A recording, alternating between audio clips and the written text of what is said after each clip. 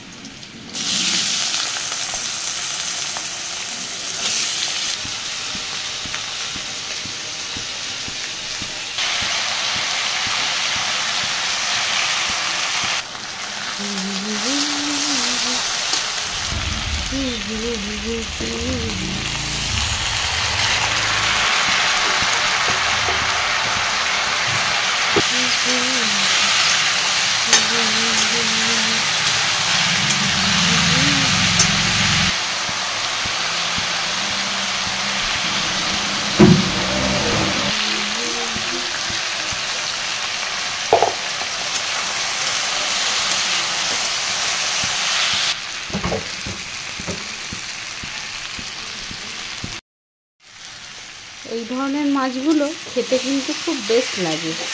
আলু বেগুন দিয়ে একটা চচ্চড়ি, একটু পেঁয়াজ কুচি, টমেটো, কাঁচা লঙ্কা, ধনেপাতা আর একটু জিরে গুঁড়ো দিলেও হলো, না দিলেও হলো।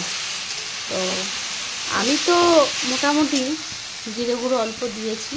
একটু পেঁয়াজ রসুন দিলেও ভালো, রসুন বাটা দিলেও ভালো লাগে, কিন্তু রসুন বাটা দিলে তো আবার কষাতে হবে আর বেগুনও গলে চইচুর হয়ে যাবে, ওই জন্য রসুনটা আমি দিইনি।